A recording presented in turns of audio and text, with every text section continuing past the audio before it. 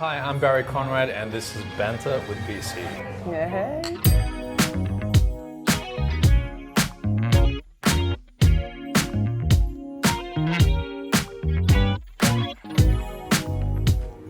Today I'm here with Renee Gartner. Renee, do you want to introduce yourself to the people? Sure. I'm BC's mate from the gram, that's what we'll probably call it. I work predominantly in rugby league and media. And to kick things off, we're going to start with two truths and a lie. Do you know how this works? Yeah, kind of, yeah. All right. Are you going to go first? You're going to go first. Oh, I am? Okay, Yep. all right. First truth, I once took Pepper from Salt and Pepper out dancing one night. Okay. Second truth is stand-up paddleboarding one time, I actually dislocated my kneecap. Third truth, I played rugby league for Australia. I want to say first one's truth, second one's the truth. Third one's the lie. How did you Tell get? me, I tell thought that me. would be the good one. No. What is it? All right, take it. Yeah. I got it right. I've never, yeah. Oh, you've got yours written down. Well, you know what? Of Oh, course come you on. do. You've got to be able to go off the bat. Okay, here we go. Okay. Before getting into showbiz, I worked in the Central Coast as a youth worker and a part-time electrician. Right. I used to be allergic to prawns and shellfish. I'd break out in hives, my face would blow up, but I loved it so much. I kept eating it, just stubbornly. Now I'm not allergic anymore. Third one, a pulmonary embolism almost killed me and left me with 1.5 lungs. I'm going to go 2 because you added too much juice to it. You're not allergic and you never were. Nah. Really? Yup. I actually was allergic and I honestly loved it so much. I'm like, I'm not giving this up. I just kept eating it. Got sick every What, do you time. just jab yourself every time? No jabs. Like What I are would we just, talking about with allergies then? like break out in hives like everywhere and like literally like a fish, like a blowfish. Just kept doing it year after year. I'm not giving this up. I like this too much. I'm willing to risk death just to get the crayfish. It's all but the food. I mean, makes sense. I'm a seafood junkie, so. As you know. So what's the biggest stereotype surrounding your work? Tokenism.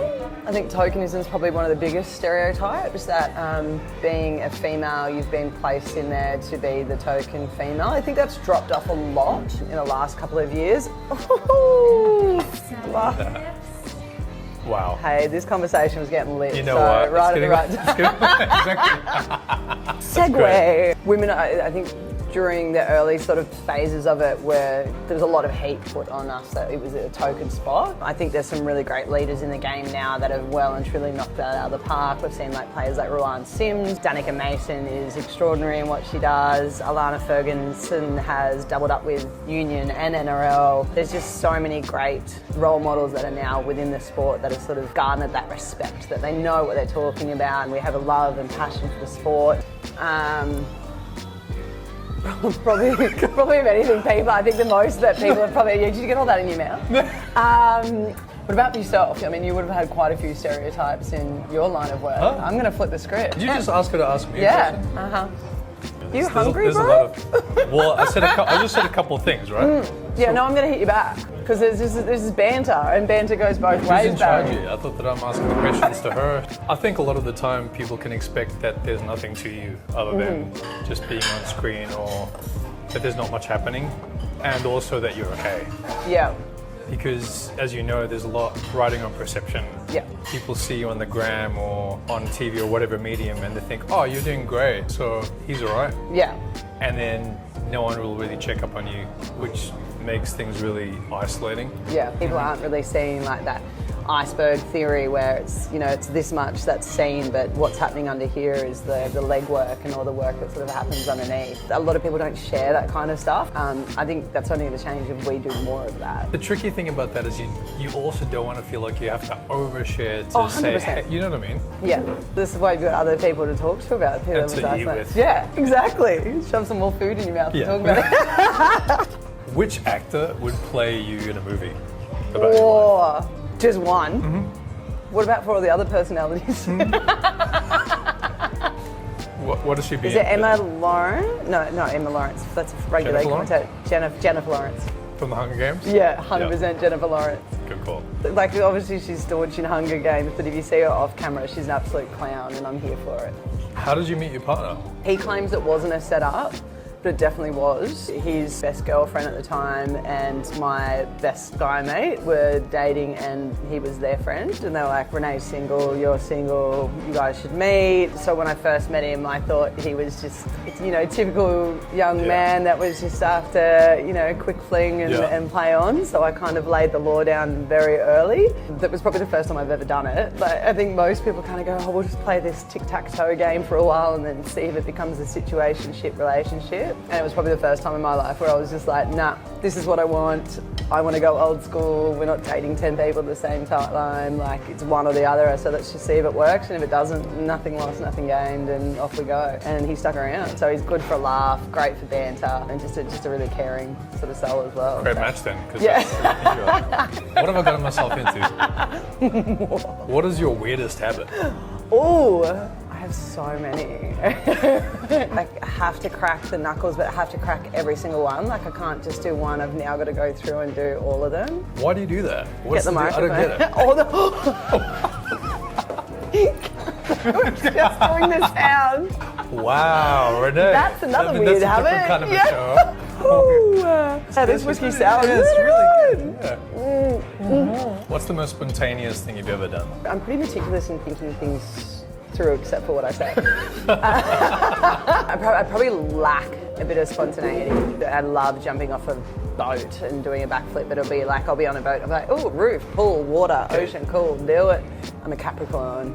I like a little bit of structure. I don't know anything about that, but what's their qualities? Don't freak you out, you're like star signs, crystals. But I do like being spontaneous because it pulls you out of your world. Because like you, I'm a planner. Like, I like to know what's happening. I like being comfortable. In control? Yeah, in control, yeah. There you go.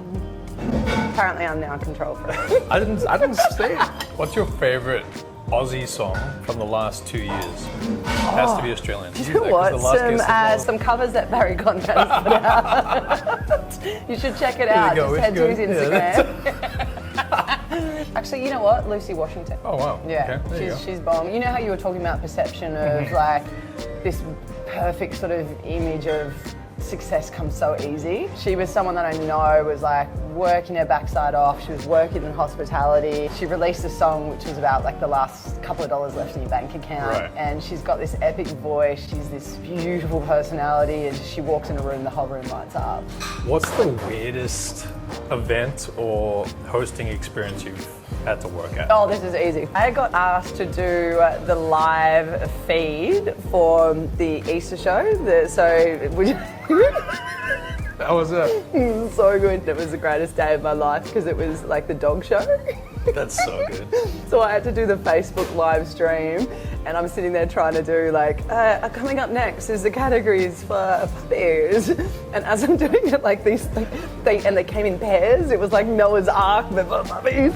And I'm a massive dog fan, so it was like these two big Siberian white fluffy husky puppies. And as I'm talking, I saw them in the corner of my eye, and I'm like, oh! You know that scene out of, is it Monsters Inc? Where she's like, it's so fluffy, I could die! Yeah, right. I said that live on stream. But that was probably the weirdest thing I've hosted ever. What's the weirdest thing you've done? Like, weirdest act you've had to perform at? It was a hens situation. Wait, dancing or singing? Singing, but sans mini clothes. Yeah, okay. So it was like a piece at a time, or? Kind of, to begin with, not much. Oh, so. And then put clothes on as you went. As you were running out the door.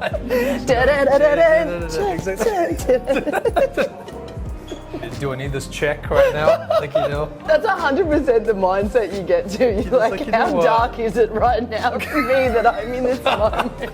What's been your biggest rejection in life? It's not a moment of rejection, but you sort of place a lot of importance on you not getting the next job as rejection. For example, I'll do a freelance gig for a sports show, and it's gone really well, and like, yes, crushing it.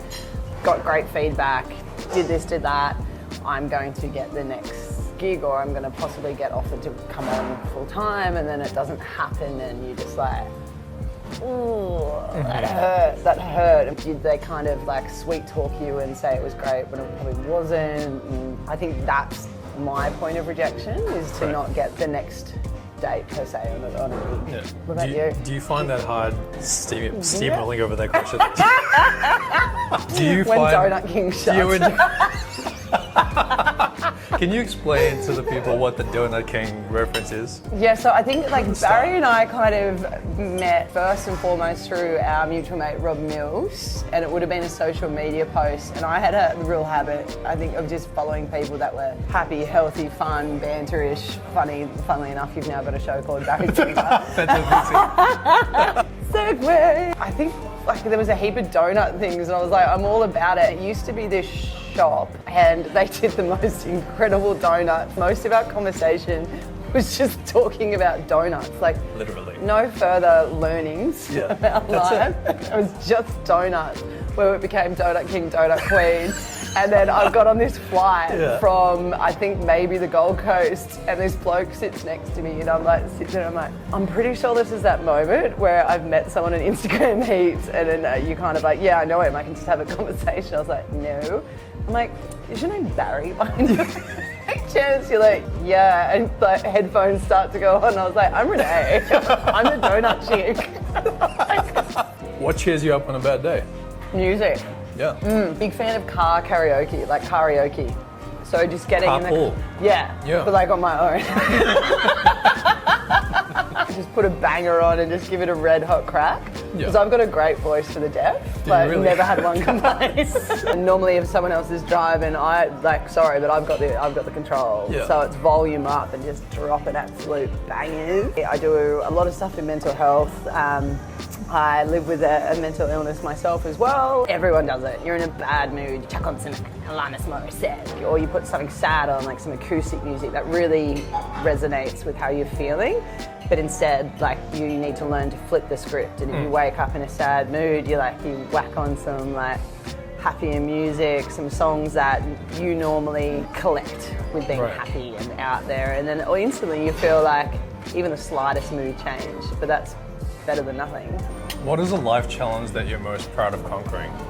My educational learnings with mental illness. Growing up, a lot of perception around it is that mental illness was like a bad thing, and it was, you couldn't talk about it, you couldn't sort of do any of that. And I got to the lowest of low that you possibly could get. Kind of felt like I was in a position where I had to be the strong one, I had to be, all the standard cliches that sort of come around it. Yeah, I think my greatest accomplishment was finally becoming less of a clown, more vulnerable, putting a lot of effort into understanding what it was, and understanding that it's no different to breaking a leg and going to a doctor, getting an x-ray, then getting a cast and getting crutches, and then asking like someone to help drive you somewhere or open a door. It's like, doing those small little steps, like going to a doctor and asking for help, having a chat to your mates, and make the conversations like really normal and natural. And if I can make one person comfortable by making, myself uncomfortable, like that's a life learning for me. So good. Yeah. Okay, to finish things off, we're gonna hit you with some fast trivia. You ready for this? Which American female TV personality and retired boxer holds a record of 24 wins, 21 Ali. by KO? Ali. Yep, you're correct. Which renowned tennis player had her catsuit banned at the 2018 French Open? That'd be Williams. Serena. Got it. Yeah. In 1999, Sultan Inc. famously paid which American former boxer $138 million for the rights to use his name? Mayweather. No. George Foreman. In 1978, Russell Gartner was a standout performer, scoring 10 tries for the season, playing for what team? Manly. It's the Eagles. Okay. Which Olympian holds a 20-year long-standing record in the 100-meter sprint by an Australian female? Melinda Gainsborough-Taylor? Yes. Yeah, did I really? Yes. Do you know why? She was my hero Childhood growing hero. up. Yeah. Do you know that? Yeah. And lastly, what two-letter acronym is my nickname for you? DQ for me, DK. Then so I've got you a little something. Oh, yes. DQ. Oh. There we go. This is where friendship was born, ladies and gentlemen. Oh, that's epic. Thank you so much for having me on the show. Thank you so much for being on the show. And thank you for opening up as well too. Like we got to push some questions back to you and let the world know who you are. She flipped the script. Renee Gartner, everyone. Fly down, flip it, and reverse it. If you love this episode of Banter with BC, don't forget to like, comment, share, and subscribe. Thanks for watching, and we'll catch you next time.